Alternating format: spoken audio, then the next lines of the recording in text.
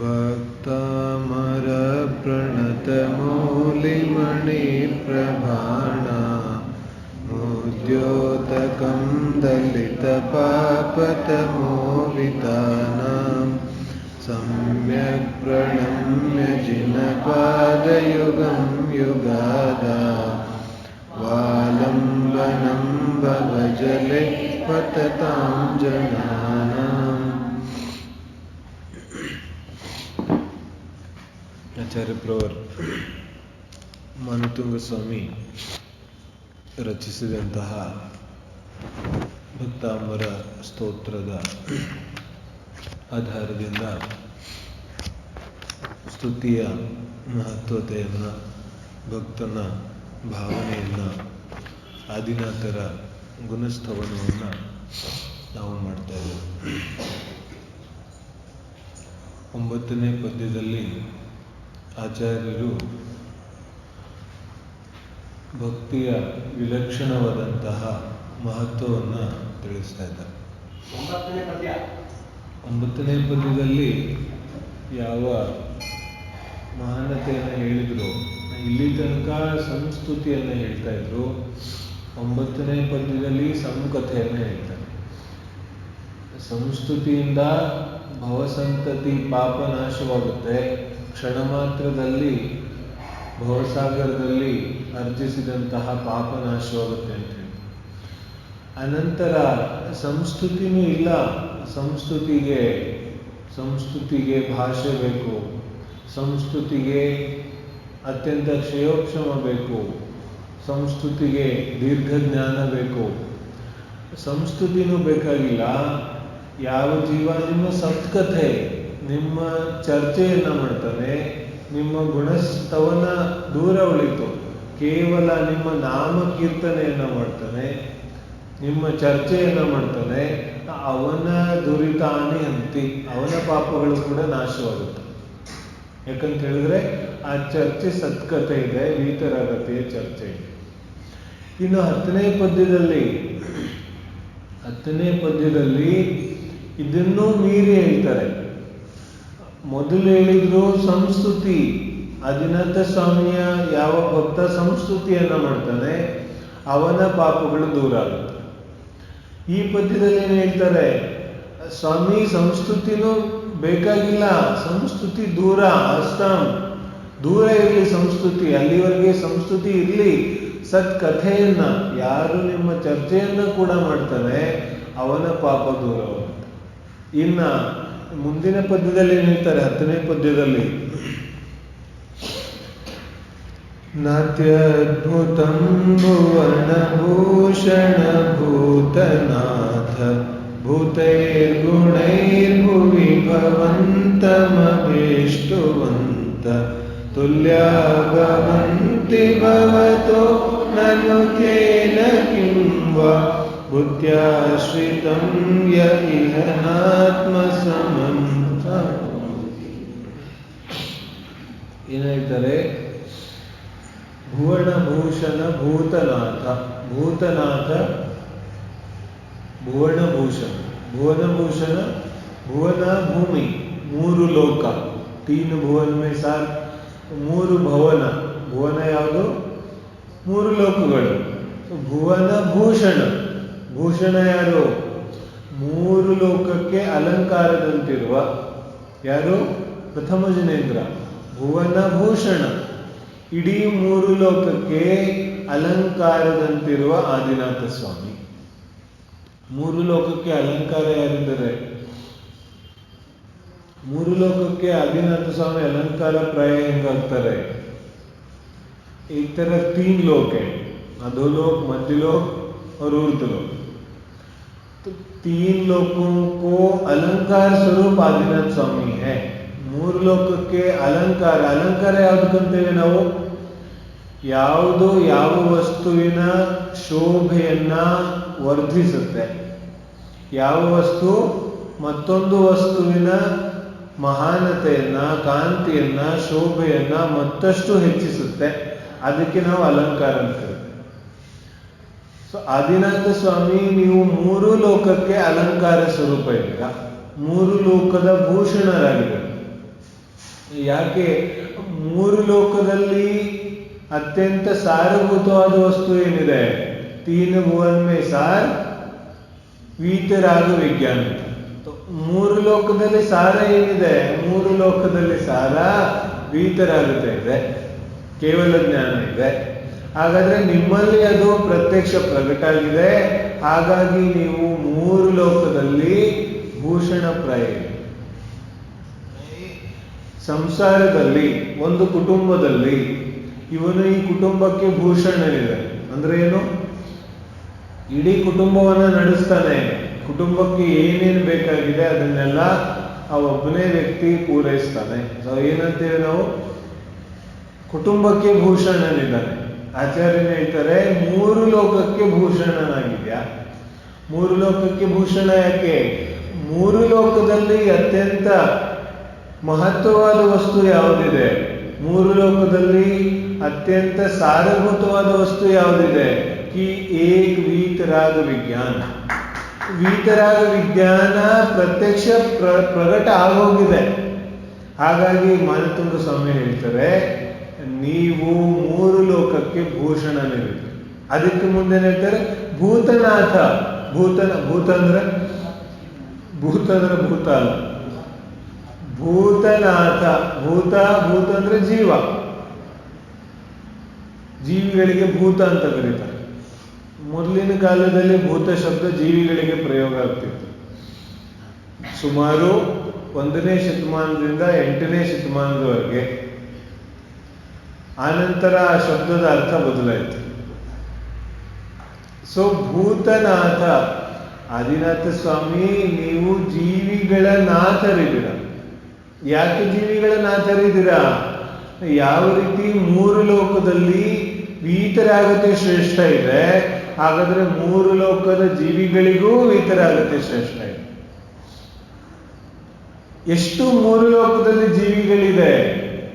ನರಕದಲ್ಲಿ, ಸ್ವರ್ಗದಲ್ಲಿ, ಮನುಷ್ಯ ಲೋಕದಲ್ಲಿ ಎಷ್ಟು ಜೀವಿಗಳಿದೆ? ಆ ಎಲ್ಲಾ ಜೀವಿಗಳಿಗೆ ಸುಖಪ್ರದಾಯ ಯಾವುದಿದೆ? ಎಲ್ಲಾ ಜೀವಿಗಳಿಗೆ ಸುಖವನ್ನು ತಂದು ಕೊಡುವಂತಹ ಶಕ್ತಿ ಯಾವುದರಲ್ಲಿದೆ? ಆ ಶಕ್ತಿ ಮಾತ್ರ ವೀತರಾಗತೆಯಲ್ಲಿದೆ. ಹಾಗಾಗಿ ಭೂತನಾಥ ನಿಮ್ಮಲ್ಲಿ ಸಂಪೂರ್ಣ ವೀತರಾಗತೆ ಇದೆ, ಸಂಪೂರ್ಣ ಕೇವಲ ಜ್ಞಾನ ಇದೆ. ಹಾಗಾಗಿ ನೀವು ಎಲ್ಲಾ ಜೀವಿಗಳಿಗೆ ನಾಯಕರಿದೆ. ನಾಥ ಯಾರು ಕರೀತಾರೆ? ಎಲ್ಲಾ ಜೀವಿಗಳಿಗೆ ಈಶ. ಎಲ್ಲಾ ಜೀವಿಗಳಿಗೆ ನೀನು ನಾಥರಾಗಿದ್ದೀರಾ. ಯಾಕಂತ ಹೇಳಿದ್ರೆ ಸಂಪೂರ್ಣ ವೀತರಾಗುತ್ತೆ ನಿಮ್ಮಲ್ಲಿ ಪ್ರಕಟ ಆಗಿದೆ. ಆದರೆ ಮಾನತುಂಗ ಸ್ವಾಮಿ ಈ ವಿಶೇಷಣಗಳನ್ನ ಹೇಳಿ ಏನು ಹೇಳಿಕೊಟ್ಟಿದ್ದಾರೆ? ನ ಅತಿ ಅದ್ಭುತಂ ನಾತ್ಯದ್ಭುತಂ ನ ಅತಿ ಅದ್ಭುತಂ. ಇದರಲ್ಲಿ ಏನೂ ಆಶ್ಚರ್ಯ ಇಲ್ಲ. ಯಾವುದ್ರಲ್ಲಿ ಆಶ್ಚರ್ಯ ಇಲ್ಲ? ತೊಗೆತೆ ಭೂತೈಹಿ ಗುಣೈಹಿ ಭುವಿ ಭವಂತಂ ಅಭಿಷ್ಟುವಂತಹ. ಭವಂತಂ ಅಭಿಷ್ಟುವಂತಹ. ಭವಂತಂ ಆಪ್ಪೋ ನಿಮ್ಮನ್ನು ಅಭಿಷ್ಟುವಂತಹ ಯಾರು ಸ್ತುತಿ ಮಾಡ್ತಾ ಇದ್ದಾನೆ. ಅಭಿ ಉಪಸರ್ಗ ಸಮ್ಯಕ್ ಪ್ರಕಾರವಾಗಿ ಅಥವಾ ಸಂಪೂರ್ಣ ರೀತಿಯಾಗಿ ಅಭಿಷ್ಟುವಂತಹ ಸ್ತುತಿ ಯಾರು ಮಾಡ್ತಾ ಇದ್ದಾನೆ ಅಥವಾ ನಿಮ್ಮನ್ನು ಯಾರು ಸಂಪೂರ್ಣವಾಗಿ ಬಯಸ್ತಾ ಇದ್ದಾನೆ ಅವನಿಗೇನಾಗುತ್ತೆ? ಭೂತೈರ್ಭುವಿ ಯಾವ ಗುಣಗಳು ಇದೆ? ಎಂತಹ ಗುಣಗಳು? ಭೂತೈರ್ಗುಣೈ ಯಾವ ಗುಣಗಳು ವಿದ್ಯಮಾನ ಇದೆ? ಭೂತ ಇಲ್ಲಿ ವಿದ್ಯಮಾನ, ಸತ್ವತೆ. ಭೂತ ಶಬ್ದದ ಮೂಲ ಅರ್ಥ ಸತ್ವತೆ. ಸೊ ಸತ್ತ ಇಸ್ ಈಕ್ವಲ್ ಟು ಜೀವ. ಹಾಗಾಗಿ ನಾವು ಭೂತಕ್ಕೆ ಜೀವ ಅಂತ ಕರೀತೀವಿ. ಸೊ ಭೂತೈರ್ಗುಣೈರಿಹಿ ಜೀವಿಗಳ ಗುಣಗಳು ಅಥವಾ ವಿದ್ಯಮಾನ ಗುಣಗಳು. ಭೂತೈರ್ಗುಣೈರ್ ಯಾವ ಗುಣಗಳು ಅರ್ಹಂತ ಪರಮೇಷ್ಠಿಯಲ್ಲಿ ವಿದ್ಯಮಾನ ಇದೆ ಅಥವಾ ಯಾವ ಗುಣಗಳು ಜೀವಿಗಳಲ್ಲಿ ವಿದ್ಯಮಾನ ಇದೆ. ಭೂತೈರ್ಗುಣೈರ್ ಭುವಿ ಭವಂತಂ. ಭುವಿ ಈ ಭವದಲ್ಲಿ, ಸಂಸಾರದಲ್ಲಿ ಅಥವಾ ಮೂರು ಲೋಕದಲ್ಲಿ ಯಾವ ಗುಣಗಳು ವಿದ್ಯಮಾನ ಇದೆ ಅಥವಾ ನಿಮ್ಮಲ್ಲಿ ಯಾವ ಗುಣಗಳ ವಿದ್ಯಮಾನತೆ ಇದೆ ಆ ಗುಣಗಳಲ್ಲಿ ಯಾವ ಜೀವ ಅಭಿಷ್ಟುವಂತಹ, ಯಾವ ಜೀವ ಸ್ತುತಿ ಮಾಡ್ತಾ ಇದ್ದಾನೆ ಅವನಿಗೇನಾಗುತ್ತೆ, ತುಲ್ಯಾ ಭವಂತಿ ಭವತೋ ನನು ತೇನ ಕಿಂವ, ನಾನು ನಿಶ್ಚಿತವಾಗಿ ಏನಾಗ್ತಾನೆ, ನಿಮ್ಮ ಸಮಾನನಾಗಿ ಹೋಗ್ತಾನೆ. ನಿಶ್ಚಿತವಾಗಿ ತುಲ್ಯಾ ಭವಂತಿ, ನಿಮ್ಮ ಸಮಾನವಾಗಿ ಆಗೋಗ್ತಾನೆ. ನಾನು ತೇನ ಕಿಂವ, ಅದರಿಂದ ಏನು ಆಚಾರ್ಯ ಏನ್ ಹೇಳ್ತಾ ಇದ್ದಾರೆ,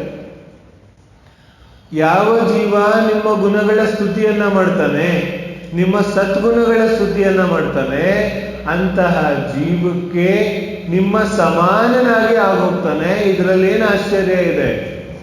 ನ ಅತಿ ಅದ್ಭುತಂ, ಇದರಲ್ಲಿ ಏನು ಆಶ್ಚರ್ಯ ಇಲ್ಲ.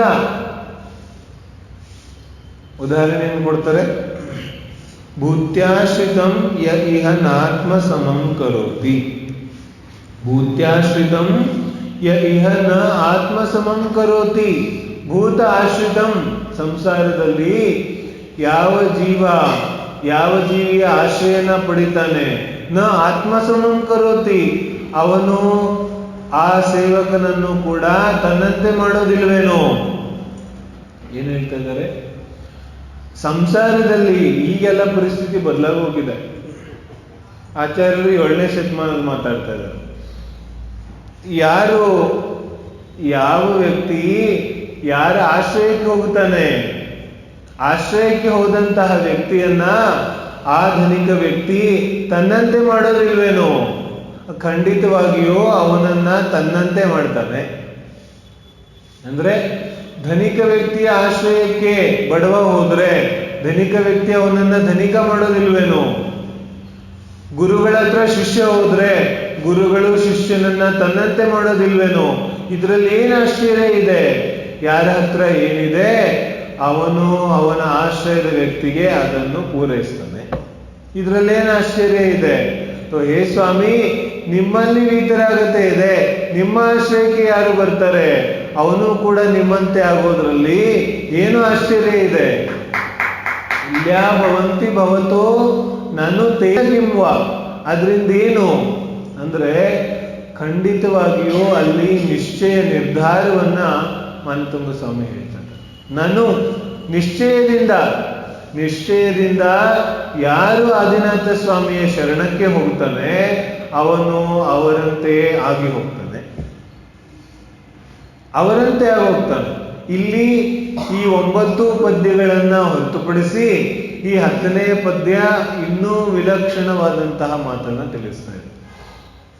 9 ಪದ್ಯಗಳು ಒಂದು ಕಡೆಗೆ ವ್ಯವಹಾರ ಭಕ್ತಿಯನ್ನ ಹೇಳ್ತಾ ಇದೆ, 10ನೇ ಪದ್ಯ ನಿಶ್ಚಯ ಭಕ್ತಿಯನ್ನ ಹೇಳ್ತಾ ಇದೆ.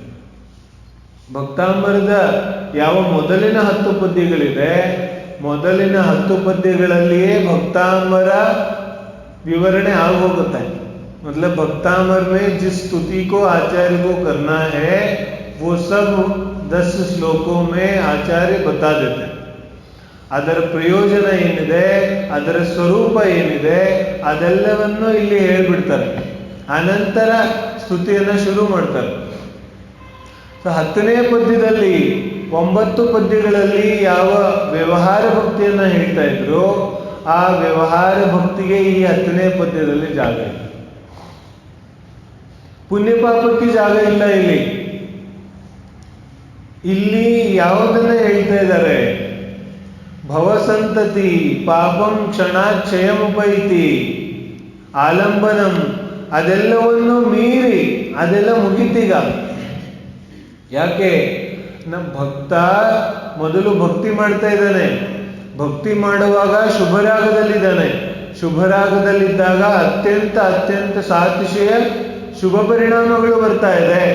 ಆದರೆ ಸಾತಿಶಯ ಶುಭ ಪರಿಣಾಮಗಳು ಬರ್ತಾ ಇದೆ, ಅದನ್ನ ಯಾವಾಗ ಮತ್ತಷ್ಟು ವರ್ಧಿಸ್ತಾನೆ, ಮತ್ತಷ್ಟು ಹೆಚ್ಚಿಸ್ತಾನೆ, ಆಗ ಶುಭರಾಗದಿಂದ ಶುದ್ಧರಾಗಕ್ಕೆ ಹೋಗ್ತಾನೆ, ಶುದ್ಧೋಪಯೋಗಕ್ಕೆ ಹೋಗ್ತಾನೆ.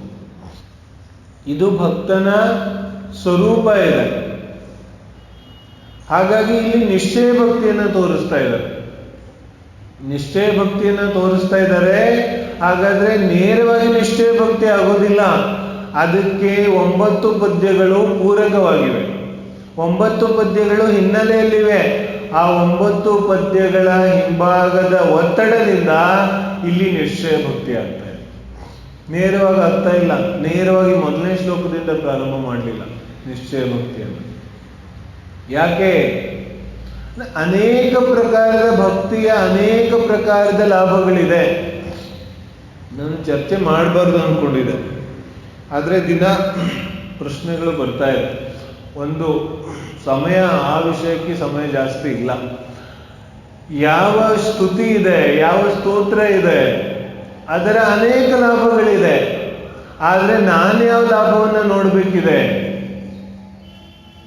ಒಂದು ವಸ್ತುವಿನ ಅನೇಕ ಲಾಭಗಳಿದೆ, ನನಗೆ ಯಾವ ಲಾಭವನ್ನು ನೋಡೋದಿದೆ ಅದನ್ನು ನಾನು ನಿರ್ಣಯ ಮಾಡೋದಿದೆ. स्तुति से रोग दूर होते होंगे, स्तुति से भोग सामग्री मिलते होंगे, ऐसी भावना तो आए. लेकिन ಇದೆಲ್ಲ ಚರ್ಚೆ ಮಾಡಿದ್ರು ಕೂಡ ಪುನಃ ಪ್ರಶ್ನೆಗಳು ಬರ್ತಾ ಇದೆ. ಹಾಗಾದ್ರೆ ಸ್ತುತಿಯಿಂದ, ಭಕ್ತಾಂಬರ ಸ್ತೋತ್ರದಿಂದ ಏನೇನೋ ಸಂಶೋಧನೆಗಳು ಮಾಡ್ತಾ ಇದ್ದಾರೆ, ಎಲ್ಲೆಲ್ಲೋ ಅದರಿಂದ ರೋಗ ದೂರ ಮಾಡ್ತಾ ಇದ್ದಾರೆ, ಯಾರ್ಯಾರು ಅದರ ಮೇಲೆ ತಂತ್ರಮಂತ್ರಗಳನ್ನ ರಚನೆ ಮಾಡಿದ್ದಾರೆ. ಹಾಗಾದ್ರೆ ಏನ್ ಮಾಡೋದು? ವಿಚಾರ ಮಾಡೋದಿದೆ.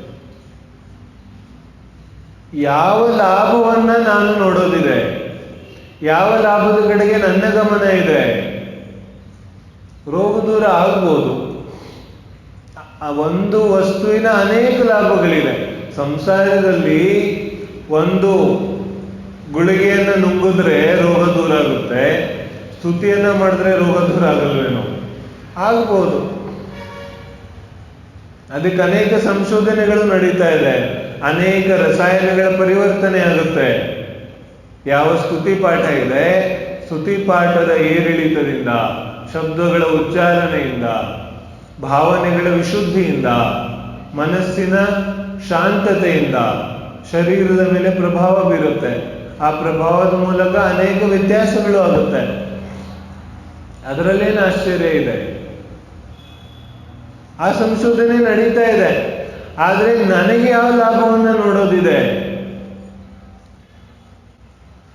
ಒಬ್ಬ ಶಿಕ್ಷಕನಾಗ್ಲಿಕ್ಕೆ ಹೊರಡ್ತಾನೆ, ಶಿಕ್ಷಕ ಆಗಬೇಕು ಅಂತ ಒಬ್ಬ ಶಿಕ್ಷಕ ಆಗ್ಲಿಕ್ಕೆ ಹೊರಡ್ತಾನೆ. ಅವನನ್ನ ನೋಡಿ ಇನ್ನೊಬ್ಬ ಶಿಕ್ಷಕ ಆಗ್ಲಿಕ್ಕೆ ಹೋಗ್ತಾನೆ. ಅವನ್ಗೇನ್ ಕಾಣಿಸುತ್ತೆ? ಶಿಕ್ಷಕ ಆಗ್ಬಿಟ್ರೆ ಇಷ್ಟು ಜನ ನನಗೆ ಮರ್ಯಾದೆ ಕೊಡ್ತಾರೆ, ಇಷ್ಟು ಜನ ನನಗೆ ಗೌರವ ಕೊಡ್ತಾರೆ, ಇದೆಲ್ಲ ಆಗತ್ತೆ, ಜನ ಎಲ್ಲ ಗುರುತಿಸ್ತಾರೆ, ನಾನು ಶಿಕ್ಷಕ ಆಗ್ತೇನೆ. ಅವನು ಶಿಕ್ಷಕ ಆಗ್ಲಿಕ್ಕೆ ಹೊರಟ. ಹಾಗಾದ್ರೆ ಅವನು ಶಿಕ್ಷಕ ಆಗ್ತಾನೇನೋ? ಶಿಕ್ಷಕ ನಿಜವಾದ ಸರಿಯಾದ सम्यक ರೀತಿಯಾದ ಶಿಕ್ಷಕ ಆಗಲಿಕ್ಕೆ ಅವನು ಸಾಧ್ಯ ಇದೆಯೇನೋ? नहीं, वो तो शिक्षक नहीं बन सकता. क्यों? वो उसने भी पढ़ाई की, उसने भी सब कुछ किया, तो वो शिक्षक नहीं बनेगा. कि नहीं, वो शिक्षक नहीं बन सकता. ಆಗ್ತಾನೇನೋ ಅವನು ನಿಜವಾದ ಶಿಕ್ಷಕ? ಇಲ್ಲ, ಅವನು ನಿಜವಾದ ಶಿಕ್ಷಕ ಆಗಲಿಕ್ಕೆ ಸಾಧ್ಯ ಇಲ್ಲ. ಹೊರಗಡೆ ತನ್ನ ಡಿಗ್ರಿಗಳಿಂದ ಶಿಕ್ಷಕ ಅಂತ ಕರೆಸ್ಕೋಬಹುದು, ಆದ್ರೆ ನಿಜವಾಗಿಯೂ ಅವನು ಶಿಕ್ಷಕ ಆಗಲಿಕ್ಕೆ ಸಾಧ್ಯ ಆಗೋದಿಲ್ಲ. ಯಾಕೆ? ಕ್ಯೂ? ಕ್ಯೂಂಕಿ ಉಸ್ಕಾ ಚಿತ್ತ, ಅವನ ಗಮನ ಎಲ್ಲ ಎಲ್ಲಿದೆ?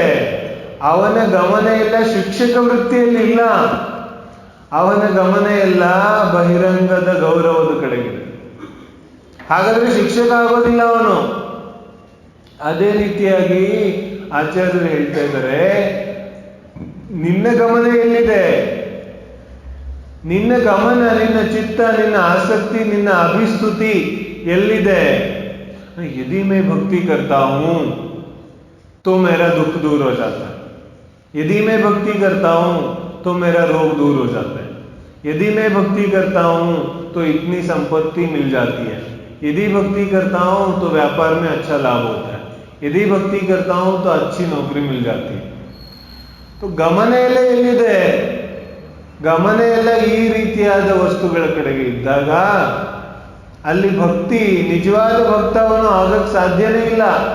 ಬಹಿರಂಗದಲ್ಲಿ ಭಕ್ತನಾಗುವಂತೆ ಕಾಣಿಸ್ತಾನೆ, ಆದ್ರೆ ಅವನು ನಿಜವಾಗಿ ಭಕ್ತನಾಗುವುದಿಲ್ಲ. ಆ ಕಾರಣಕ್ಕಾಗಿ ಈ ವಿಷಯ ವಸ್ತುವನ್ನ ತಿಳಿಸ್ಲಿಕ್ಕೆ 9 ಪದ್ಯಗಳನ್ನು ಹೇಳಿದ್ದಾರೆ. ಯಾವುದಕ್ಕೆ? ವ್ಯವಹಾರ ಭಕ್ತಿಯ ಸ್ವರೂಪವನ್ನು ತಿಳಿಸ್ಲಿಕ್ಕೆ. ಹೇ ಜೀವ, ನೀನು ಮೊದಲು ವ್ಯವಹಾರ ಭಕ್ತಿಯ ಸ್ವರೂಪವನ್ನು ತಿಳಿ. ಯಾವ ರೀತಿಯಾಗಿ ಭಕ್ತಿಯ ಸ್ವರೂಪ ಇದೆ, ಆ ಭಕ್ತಿಯ ಸ್ವರೂಪವನ್ನ ತಿಳಿದ ನಂತರ ಅದರ ಮೂಲ ಲಾಭ ಏನಿದೆ. ऐसा होता है ना, पहले बच्चे को, ಬಾಲಕನಿಗೆ ಏನ್ ಮಾಡ್ತವೆ, ಅವನಿಗೆ ಯಾವುದಾದ್ರೂ ಇಷ್ಟವಾದ ವಸ್ತುವನ್ನ ತೋರಿಸ್ತವೆ. ಇಷ್ಟವಾದ ವಸ್ತುವನ್ನ ತೋರಿಸಿದಾಗ ಅವನು ನಮ್ಮ ಕಡೆಗೆ ಬರ್ತಾನೆ. ಆಮೇಲೆ ಅವನಿಂದ ಏನು ಕೆಲಸ ಮಾಡೋದಿದೆ ಅದನ್ನ ಆಮೇಲೆ ಮಾಡಿಸ್ತಾನೆ. तो पहले उस वस्तु को दिखाने की क्या जरूरत थी, ऐसे ही कराओ ना, कि नहीं ऐसा नहीं होता, वो बच्चा है,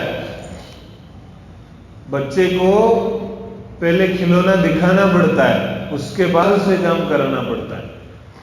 तो आचार्य जो अभी 9 श्लोकों में बताया वो सब इस जीव के लिए खिलौना है. वो सब आचार्य दिखाते हैं कि तुम देखो, अरहंत परमेष्टि की स्तुति करोगे तो तुम्हारा भव का पाप नाश हो जाएगा. देखो, स्तुति करने की भी जरूरत नहीं, उनका करो, उनका नाम स्तवन करो, तुम्हारा सारा दुख दूर हो जाएगा. ಆಚಾರ್ಯರು ನಮಗೆ ಯಾವ ಇಷ್ಟತ್ವವನ್ನು ಕೊಡ್ತಾ ಇದ್ದಾರೆ, ಅದು ಕೂಡ ಪಾಪನಾಶವೆಂಬ ಇಷ್ಟ ಪದಾರ್ಥವನ್ನು ತೋರಿಸಿ ನಮ್ಮಿಂದ ಸ್ತುತಿ ಮಾಡಿಸ್ತಾ ಇದ್ದಾರೆ. ಯಾವ ಜೀವ ವ್ಯವಹಾರ ಉಪಯೋಗದಲ್ಲಿದ್ದಾನೆ, ಆ ವ್ಯವಹಾರಿ ಜೀವಕ್ಕೆ ಮೊದಲು ಪಾಪನಾಶದ ಆಸೆಯನ್ನು ತೋರಿಸ್ತಾರೆ. ಮೊದಲು ಪಾಪನಾಶದ ಆಸೆಯನ್ನು ತೋರಿಸ್ತಾ ಇದ್ದಾರೆ. भोग सामग्री चर्चा ಎಲ್ಲ ಮಾಡೋದಿಲ್ಲ. तो पहली स्तुति से होने वाला पहला लाभ क्या, कि पाप का नाश, शुभोपयोग का उदय. ಅದಾದ ನಂತರ ಅದು ಯಾವಾಗುತ್ತೆ, ಸಮ್ಯಕ್ ಪ್ರಕಾರವಾಗಿ ಸಂಸ್ತುತಿ ಆದ ನಂತರ. ಅಲ್ಲಿವರೆಗೆ 10ನೇ ಪದ್ಯದಲ್ಲಿ ಪ್ರವೇಶ ಇಲ್ಲ. 10ನೇ ಪದ್ಯದಲ್ಲಿ ಪ್ರವೇಶ ಯಾವಾಗ, ಸಮ್ಯಕ್ ಪ್ರಕಾರವಾಗಿ ಸಂಸ್ತುತಿ, ಸಮ್ಯಕ್ ಪ್ರಕಾರವಾಗಿ ಸತ್ಕಥೆ, ಅದು ಆದ ನಂತರ 10ನೇ ಪದ್ಯದಲ್ಲಿ ಪ್ರವೇಶ ಇದೆ. ತಬ್ ತಕ್ ಪ್ರವೇಶ ನೈ.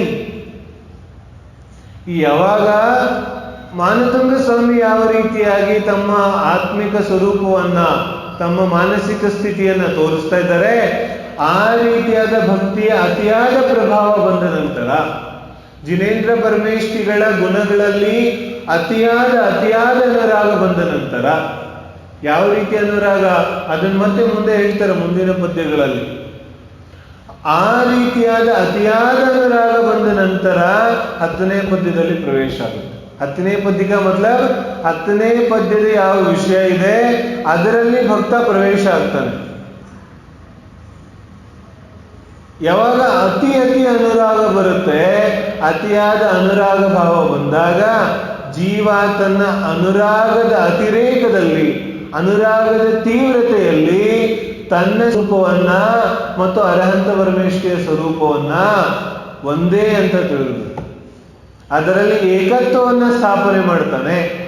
ಆಗ ಅವನಿಗೆ ತುಲ್ಯಾ ಭವಂತಿ ಭವತೋ ನನುತೇನ ಕಿಂವ. ಆಗ ಅರಹಂತ ಪರಮೇಶ್ವರಿಯ ಗುಣಗಳಲ್ಲಿ, ತನ್ನ ಗುಣಗಳಲ್ಲಿ ಅತ್ಯಂತ ಸಮಾನತೆ ಕಂಡು ಬರುತ್ತೆ. ಆ ಸಮಾನತೆಗೆ ಆಚಾರ್ಯರು ಸದೃಶತೆ ಅಂತ ಇಲ್ಲಿ ಕರೀತಾರೆ. ಯಾವುದರಲ್ಲಿ ಸಮಾನತೆ? ಆಚಾರ್ಯರು ಹೇಳ್ತಾ ಇದ್ದಾರೆ, ಭಗವಂತನಂತೆ ಭಕ್ತನಾಗಿ ಹೋಗ್ತಾನೆ. ಹಾಗಾದ್ರೆ ಭಕ್ತ ಯಾವ ಭಗವಂತನ ಸ್ವರೂಪವನ್ನು ತಾಳ್ತಾ ಇದ್ದಾನೆ, ಯಾವ ಮೂಲಕ, ಯಾವ ಗುಣಗಳನ್ನ ಸ್ತುತಿ ಮಾಡ್ತಾ ಇದ್ದ? 9 ಪದ್ಯಗಳ ಮೂಲಕ ಯಾವ ಗುಣಗಳನ್ನ ಸ್ತುತಿ ಮಾಡ್ತಾ ಇದ್ದ, ಆ ಗುಣಗಳಲ್ಲಿ ಯಾವಾಗ ಅತಿಯಾದ ಅನುರಾಗ ಆಗ್ತಾ ಇದೆ, ತೀವ್ರವಾದ ಶುಭೋಪಯೋಗ ಆಗ್ತಾ ಇದೆ, ಆ ತೀವ್ರತಮವಾದಂತಹ ಶುಭೋಪಯೋಗದಲ್ಲಿ ಗುಣಗಳ ಚಿಂತನೆ ಬಿಟ್ಟು ಬೇರಾವ ಚಿಂತನೆ ಅವನಿಗೆ ಬರ್ತಾ ಇಲ್ಲ. ಗುಣಗಳ ಸಂಸ್ತುತಿಯನ್ನ ಬಿಟ್ಟು ಬೇರ್ಯಾವ ಚಿಂತನೆ ಅವನಿಗೆ ಬರ್ತಾ ಇಲ್ಲ. ಹಾಗಾಗಿ ಗುಣಗಳು ಅತ್ಯಂತ ಅವನ ಸಂಪೂರ್ಣ ಚಿತ್ತವನ್ನ ಆಕರ್ಷಣೆ ಮಾಡಿದಾಗ ಚಿತ್ತದಲ್ಲಿ ಮಾತ್ರ ಗುಣಗಳೇ ಇದ್ದಾಗ ಆ ಭಕ್ತನ ಜ್ಞಾನ ಗುಣಮಯ ಆಗಿ ಹೋಗುತ್ತೆ. ಏನು ಹೇಳ್ತಿದ್ದಾರೆ, ಯಾವ ಗುಣಗಳನ್ನ ಅವನು जिन गुणों की वो चर्चा करता था, जिन गुणों का चिंतवन चलता था, उन गुणों के चिंतवन के स्वरूप वो भी उन गुण रूप हो जाता है. ಆ ವ್ಯಕ್ತಿ, ಆ ಭಕ್ತ ಕೂಡ ಆ ಗುಣಮಯ ಆಗಿ ಹೋಗ್ತಾನೆ. मतलब अनंत ज्ञान, अनंत सुख, इन अनंत चतुष्टयों की जब वो चिंतवन करता है तो ಯಾವಾಗ ಚಿಂತವನ ಅತ್ಯಂತ ಉತ್ಕೃಷ್ಟವಾಗಿ ಹೋಗುತ್ತೆ, ತೀವ್ರ ಚಿಂತನೆ ಆಗುತ್ತೆ, ಆ ತೀವ್ರಮಯವಾದಂತಹ ಅವನ ಚಿತ್ತದಲ್ಲಿ ಆ ಗುಣಗಳು ಅವನ ಚಿತ್ತವನ್ನ ಸಂಪೂರ್ಣ ಆಕರ್ಷಣೆ ಮಾಡಿದಾಗ ಚಿತ್ತನ ಮಯವಾಗಿ ಹೋಗುತ್ತೆ. ಅವನ ಜ್ಞಾನ ಆ ಗುಣಮಯ ಆಗಿ ಹೋಗುತ್ತೆ. ಆವಾಗ ಆಚಾರ್ಯ ಹೇಳ್ತಾರೆ ನಿಮ್ಮ ಸಮಾನನಾಗಿ ಹೋಗ್ತಾನೆ. दर्शनम देवदेवस्य दर्शनम पापनाशनम, यहां तक तो ठीक. उसके बाद दर्शनम स्वर्ग सोपानम, दर्शनम मोक्ष साधन. तो पहले आचार्य ने क्या बताया, तो पहले पापनाश होगा और उससे स्वर्ग की प्राप्ति होगी. तो ये तो पहले तुमको आशा जगाया कि नहीं तुम कुगति नहीं जाओगे, सुगति होगी तुमको. फिर ಆಸೆ ಬೇಡ, ಎಲ್ಲಿಗೆ ಹೋಗ್ತೀಯ, ದರ್ಶನ ಮೋಕ್ಷ ಸಾಧನ. ದರ್ಶನದಿಂದ ನೀನೇನ್ ಮಾಡೋದಿದೆ, ದರ್ಶನದಿಂದ ಮೋಕ್ಷವನ್ನ ಸಾಧನೆ ಮಾಡೋದಿದೆ. ಅದು ಶಬ್ದಗಳಲ್ಲಿ ಅರ್ಥ ಇದೆ. ದರ್ಶನಂ ದೇವದೇವಸ್ಯ ದರ್ಶನಂ ಪಾಪನಾಶನಂ, ಪಾಪ ಸಾಧನೆ ಇಲ್ಲ ಇಲ್ಲಿ, ಪಾಪ ಆಟೋಮೆಟಿಕ್ಲಿ ನಾಶ ಆಗೋಗುತ್ತೆ. ದೇವಾದಿದೇವ ಜಿನೇಂದ್ರ ಪರಮೇಶ್ವರಿಗಳ ಭಕ್ತಿಯಿಂದ ಪಾಪ ನಾಶ ಮಾಡೋದು ಬೇಕಾಗಿಲ್ಲ, ಪಾಪ ನಾಶ ಹೋಗುತ್ತೆ. ಸ್ವರ್ಗ ಸೋಪಾನಂ, ಪಾಪ ನಾಶ ಆಗೋದ್ರಿಂದ ಸ್ವರ್ಗದ ದಾರಿ ಅದು ಸಹಜವಾಗಿ ಉದ್ಘಾಟ ಆಗುತ್ತೆ. ಸೊ ಸ್ವರ್ಗ ಸೋಪಾನ, ಅದರಿಂದ ಸ್ವರ್ಗವನ್ನ ಏರಿ ಹೋಗ್ತಾನೆ, ಆದ್ರೆ ಮೋಕ್ಷ ನೇರವಾಗಿ ಸಿಗೋದಿಲ್ಲ. ಮೋಕ್ಷ ಸಾಧನ, ಮೋಕ್ಷವನ್ನ ಸಾಧಿಸೋದಿಲ್ಲ. ಸಾಧಿಸೋದು ಹೆಂಗೆ, ಆ ಭಕ್ತಿಯ ತೀವ್ರತ, जहां ध्यान जाता ध्येय कौन विकल्प वच भेदन जहां चिद भाव कर्म चिदेश करता चेतना गिरियाता. अभी तक तो भक्ति की चर्चा चलती थी. भक्ति की उत्कृष्ट स्थिति क्या होनी, ಭಕ್ತಿಯ ಯಾವ ಪರಮ ಉತ್ಕೃಷ್ಟ ಸ್ಥಿತಿ ಇದೆ ಅದೇನಿದೆ, ಭಕ್ತಿಯ ಪರಮ ಉತ್ಕೃಷ್ಟ ಸ್ಥಿತಿ ಧ್ಯಾನ ಇದೆ. ಧ್ಯಾನ ಭಕ್ತಿಯ ಅಂತಿಮ ಹಂತ ಇದೆ. ಧ್ಯಾನ ಭಕ್ತಿಯ ಉಜ್ವಲವಾದ ಪರಮ ಉತ್ಕೃಷ್ಟ ಸ್ಥಿತಿ ಇದೆ. ಇಲ್ಲಿ ಆ ಭಕ್ತಿಯಿಂದ ಧ್ಯಾನದ ಚರ್ಚೆಯನ್ನ ಮಾಡ್ತಾರೆ. ನಿಮ್ಮ ಸಮಾನರಾಗಿ ಹೋಗ್ತಾನೆ. ನಿಮ್ಮ ಸಮಾನ ಸುಮ್ಮನೆ ಆಗೋದಿಲ್ಲ. ಅವನು ಅದನ್ನ ಸಾಧಿಸ್ತಾ ಇದ್ದಾನೆ, ಸಾಧನೆ ಮಾಡ್ತಾ ಇದ್ದಾನೆ. ಯಾವ ಮೂಲಕ, ಭಕ್ತಿಯ ಮೂಲಕ. ಭಕ್ತಿಯ ಮೂಲಕ ಮೋಕ್ಷವನ್ನ ಸಾಧಿಸ್ತಾ ಇದ್ದಾನೆ. ಭಕ್ತಿಯ ಮೂಲಕ ಭಕ್ತ ನಿಮ್ಮನಂತೆ ಆಗ್ತಾ ಇದ್ದಾನೆ. ಹೆಂಗೆ ನಿಮ್ಮಂತೆ ಆಗ್ತಾನೆ, ಮೊದಲು ಅತಿಯಾದ ಶುಭ ಭಾವವನ್ನ ಮಾಡ್ತಾನೆ. ಅತ್ಯಂತ ವೈಜ್ಞಾನಿಕವಾದಂತಹ ಪದ್ಧತಿ ಇದೆ. ಮೊದಲು ಅಶುಭೋಪಯೋಗ, ಅಶುಭೋಪಯೋಗದಿಂದ ಶುಭೋಪಯೋಗ, ಶುಭೋಪಯೋಗದಿಂದನೂ ನಿರುಪಯೋಗಕ್ಕೆ ಹೋಗೋದಿಲ್ಲ. ಏನ್ ಹೇಳ್ತಾರೆ, सारे शुभोपयोग से शुद्धोपयोग नहीं होता. ऐसे तो शुभोपयोग रोज होता है, तो उससे शुद्धोपयोग थोड़ी होता है. नहीं, ऐसे शुभ भाव से कोई काम का नहीं. ಎಲ್ಲಾ ಶುಭ ಭಾವದಿಂದ ಶುದ್ಧೋಪಯೋಗ ಆಗೋದಿಲ್ಲ.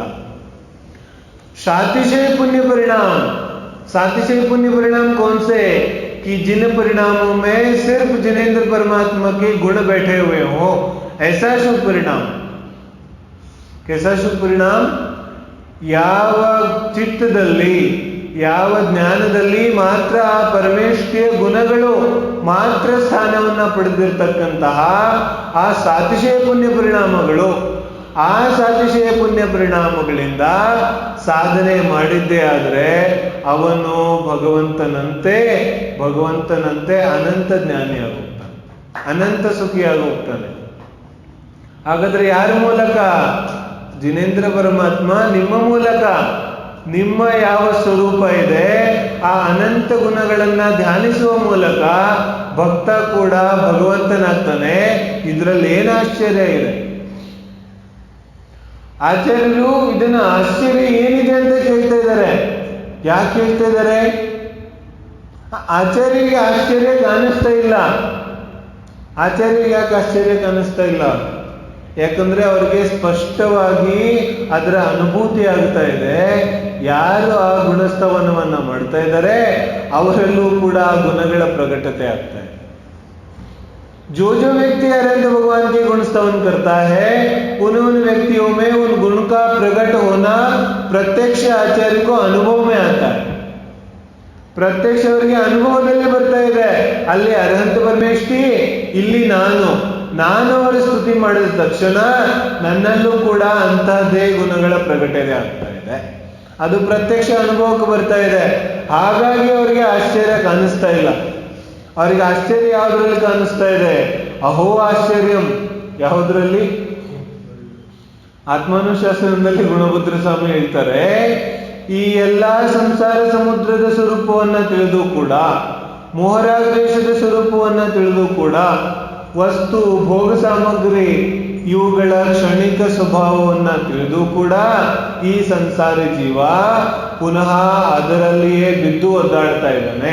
ಇದು ನನಗೆ ಅತ್ಯಂತ ಆಶ್ಚರ್ಯವನ್ನ ಉಂಟು ಮಾಡುತ್ತೆ. तो आचार्य को आश्चर्य किसमें लगता है?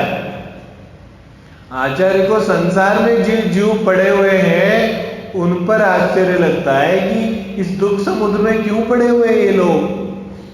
तो इसमें आश्चर्य नहीं लगता कि जो अरहंत परमेष्टि के समागम में आता है वो भक्त भी भगवान बन जाता है.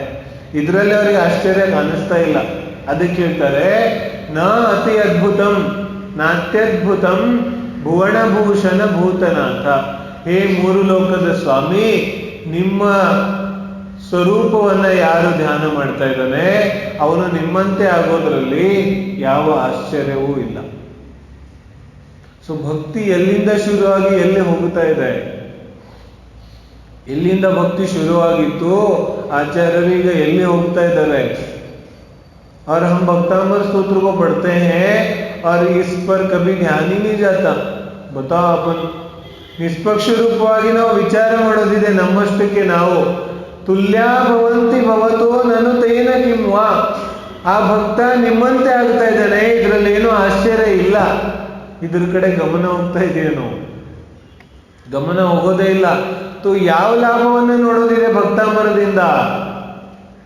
पहला लाभ पाप का नाश, दूसरा लाभ मोक्ष की प्राप्ति. ಇದು ಭಕ್ತಾಮರದ ಲಾಭ ಇದೆ. ಇನ್ಯಾವ ಲಾಭವನ್ನು ನೋಡೋದಿಲ್ಲ. ಇನ್ನೆಲ್ಲ ಲಾಭಗಳು ಸಹಜ ಪ್ರಾಪ್ತಿಯಾಗುವಂಥದ್ದಿದೆ. ಸಹಜ ಪ್ರಾಪ್ತಿ ಹೋನೆ ವಾಲಿ. ಪ್ರವಚನ ಸಾರದಲ್ಲಿ ಕುಂದಕುಂದ ಸ್ವಾಮಿ ಏನು ಹೇಳ್ತಾರೆ? ಯಾವ ಆತ್ಮ ಇದೆ ಅರ್ಹಂತ ಪರಮೇಶ್ವರಿ ಆತ್ಮ, ಅದರ ದ್ರವ್ಯ ಗುಣ ಪರ್ಯಾಯಗಳು ಅತ್ಯಂತ ಶುದ್ಧ ಇದೆ. ಅದನ್ನೇ ಯಾರು ನೋಡ್ತಾ ಇದ್ದಾನೆ ಅವನ ದರ್ಶನ ಮೋಹ ಕ್ಷಯವಾಗುತ್ತಾ ಇದೆ. ದರ್ಶನ ಮೋಹ ಕ್ಷಯ ಆಯಿತು ಅಂದ್ರೆ ಮೋಕ್ಷ ಪ್ರಾಪ್ತಿ ಆಯಿತು. तो ಯಾವುದರಿಂದ ದರ್ಶನ ಮೋಹ ಕ್ಷಯ ಆಗ್ತಾ ಇದೆ? ಜೋ ಜಾಣಂತಂ ದೌವತ್ತ ಗುಣತ್ತ ಪಜ್ಜಯತ್ತೆ. ದ್ರವ್ಯಗುಣ ಪರ್ಯಾಯದಿಂದ ಯಾರು ಅನಂತ ಪರಮೇಶ್ವರಿಯನ್ನ ನೋಡ್ತಾ ಇದ್ದಾನೆ, ಸೋ ಜಾಣದಿ ಅಪ್ಪಾಣಂ. ಅವನು ಆತ್ಮನನ್ನ, ತನ್ನ ಆತ್ಮನನ್ನ ತಿಳಿತಾನೆ. ಹೆಂಗ್ ತಿಳಿತಾ ಇದ್ದಾನೆ? ಅರೆ ಅಲ್ಲಿ ಕನ್ನಡಿ ಇದೆ, ಕನ್ನಡಿ ಮುಂದೆ ನಿಂತ್ರೆ ಏನ್ ಕಾಣಿಸುತ್ತೆ? ಕನ್ನಡಿ ಮುಂದೆ ನಿಂತರೆ ನಾನು ಕಾಣಿಸ್ತೇನೆ, ನನ್ನ ಶರೀರ ಕಾಣಿಸುತ್ತೆ. तो वो अरहंत परमेष्टि प्रतिबिंब स्थान में है. उन अरहंत परमेष्टि को देखते ही भक्त को क्या दिखाई देता है कि भक्त को अरहंत परमेष्टि नहीं दिखाई देते, भक्त को अपना स्वरूप दिखाई देता है. क्यों? क्योंकि जैसे अरहंत परमेष्टि है वैसे ही मैं हूं. ಅರ್ಹಂತ ಪರಮೇಶ್ವರಿ ಯಾವ ರೀತಿಯಾಗಿ ದ್ರವ್ಯ ಇದೆ ಅದೇ ರೀತಿಯಾಗಿ ನನ್ನ ದ್ರವ್ಯ ಇದೆ. ದ್ರವ್ಯವನ್ನು ನೋಡಕ್ ಹೇಳ್ತಾ ಇಲ್ಲ ಆಚಾರ್ಯರು. ದೌವತ್ ದ್ರವ್ಯತ್ವವನ್ನ ದ್ರವ್ಯವನ್ನ ನೋಡ್ತಾ ಇಲ್ಲ ಅವನು. ದ್ರವ್ಯವನ್ನ ನೋಡಿದ್ರೆ ಅನಂತ ಪರಮೇಶ್ವರಿ ಕಾಣಿಸ್ತಾರೆ, ದ್ರವ್ಯತ್ವವನ್ನ ನೋಡಿದ್ರೆ ನನ್ನ ಸ್ವರೂಪ ಕಾಣಿಸುತ್ತೆ. ದ್ರವ್ಯ ಸ್ವಭಾವ ಹೆಂಗಿದೆ, ಅವರ ದ್ರವ್ಯ ಸ್ವಭಾವ ಹೆಂಗಿದೆ ಹಂಗೇ ನನ್ನ ದ್ರವ್ಯ ಸ್ವಭಾವ ಇದೆ. ಗುಣಗಳನ್ನ ನೋಡ್ತಾ ಇಲ್ಲ, ಗುಣ ಸ್ವಭಾವವನ್ನ, ಹಾಗಾದ್ರೆ ಅವರ ಗುಣ ಹೆಂಗಿದೆ ಹಂಗೇ ನನ್ನ ಗುಣ ಇದೆ. ಪಜ್ಜಯತ್ತ, ಇಲ್ಲಿ ನಾವು ಭಯ ಆಗ್ಬಿಡುತ್ತೆ ನಮಗೆ. ಪಜ್ಜಯತ್ತ ಪರ್ಯಾಯ ಸ್ವಭಾವವನ್ನ, ಅರ್ಹಂತ ಪರಮೇಷ್ಠಿಯ ಪರ್ಯಾಯ ಅಂತೂ ಶುದ್ಧ ಇದೆ, ನನ್ನ ಪರ್ಯಾಯ ಅಶುದ್ಧ. ಪರ್ಯಾಯ ಇದ್ರ ಬಗ್ಗೆ ಮಾತಾಡ್ತಿಲ್ಲ ಆಚಾರ್ಯರು. ಪರ್ಯಾಯ ಸ್ವಭಾವ ಯಾವಾಗ ಅರ್ಹಂತ ಪರಮೇಷ್ಠಿಯ ದ್ರವ್ಯ ಸ್ವಭಾವ, ಗುಣ ಸ್ವಭಾವ, ಪರ್ಯಾಯ ಸ್ವಭಾವವನ್ನ ನೋಡ್ತಾನೆ, ಆಗ ನನ್ನ ದ್ರವ್ಯ ಸ್ವಭಾವ ಅವರಂತೆ ಇದೆ, ನನ್ನ ಗುಣ ಸ್ವಭಾವ ಅವರಂತೆ ಇದೆ, ನನ್ನ ಪರ್ಯಾಯ ಸ್ವಭಾವ ಕೂಡ ಅವರಂತೆ ಇದೆ. पर्याय स्वभाव की बात चलती है, पर्याय की बात नहीं चलती. तो ಯಾವಾಗ ಇಷ್ಟು ಸ್ಪಷ್ಟವಾಗಿ ಆ ಭಕ್ತ ಅರ್ಹಂತ ಪರಮೇಶ್ವರಿಯ ದರ್ಶನವನ್ನ ಮಾಡ್ತಾನೆ, ಇಷ್ಟು ಸ್ಪಷ್ಟವಾಗಿ ಅವರನ್ನ ನೋಡ್ತಾನೆ, ಇವರ ಸ್ಪಷ್ಟವಾಗಿ ಆ ಅರ್ಹಂತ ಪರಮೇಶ್ವರಿಯನ್ನ ತಿಳಿತಾನೆ, ಅವನ ಆತ್ಮನ ಜ್ಞಾನ ಅವನಿಗೆ ಆಗೋಗುತ್ತೆ.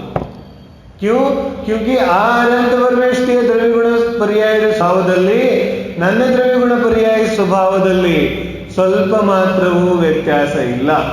ಜೋ ನಿಗೋದ ಮೇ ಸೋಹಿ ಮುಜ್ಮೆ ಸೋಹಿ ಮೋಕ್ಷ ಮಂಜಾರ್. ನಿಗೋಧದಿಂದ ಹಿಡಿದು ಸಿದ್ಧ ಪರಮೇಶ್ವರಿಯವರೆಗೆ ಪ್ರತಿಯೊಂದು ಆತ್ಮನ ದ್ರವ್ಯಗುಣ ಪರ್ಯಾಯದ ಸ್ವಭಾವ ಸಮಾನ. ಹಾಗಾಗಿ ಭಕ್ತ ಅವರ ದ್ರವ್ಯಗುಣ ಪರ್ಯಾಯವನ್ನ ನೋಡಿದ ತಕ್ಷಣ ಅವನಿಗೆ ತನ್ನ ದ್ರವ್ಯಗುಣ ಪರ್ಯಾಯದ ಜ್ಞಾನ. ಇಸ್ಕೋ ನಿಶ್ಚಯ ಭಕ್ತಿ ಕೇಳ್ತಾನೆ. ಯಾವಾಗ ಅರ್ಹಂತ ಪರಮೇಶ್ವರಿಯನ್ನ ನೋಡ್ತೇನೆ ಆಗ ನನಗೆ ನನ್ನ ಜ್ಞಾನ ಆಗ್ತಾ ಇದೆ. ऐसा होता है. कोई ಸಮಾನ ವಸ್ತು, ಒಂದೇ ರೀತಿಯಾದ ವಸ್ತು ನನ್ನ ಹತ್ರನೂ ಇದೆ, ಇನ್ನೊಬ್ಬ ಹತ್ರನೂ ಇದೆ. ಆ ಇನ್ನೊಬ್ಬರ ಹತ್ರ ಇರೋ ವಸ್ತುವನ್ನ ನೋಡಿದಾಗ ನನಗೆ ಯಾರ ಜ್ಞಾಪಕ ಬರುತ್ತೆ? ನನ್ನ ಜ್ಞಾಪಕ ಬರುತ್ತೆ. एक ही तरह का पेन हो और उसी पेन को मैं दूसरे के पास में देखूं तो मुझे किसकी याद आती है? मुझे मेरे पेन की याद आती है, मेरे वस्तु की याद आती है. क्यों? ऐसा क्यों होता है? ನನಗೆ ನನ್ನ ವಸ್ತು ನೋಡ್ತಾ ಇರೋದೇನು? ನೋಡ್ತಾ ಇರೋದು ಬೇರೆಯವ್ರ ವಸ್ತು. ಜ್ಞಾನ ಆಗ್ತಾ ಇರೋದೇನು? ಜ್ಞಾನ ಆಗ್ತಾ ಇರೋದು ನನ್ನ ವಸ್ತು.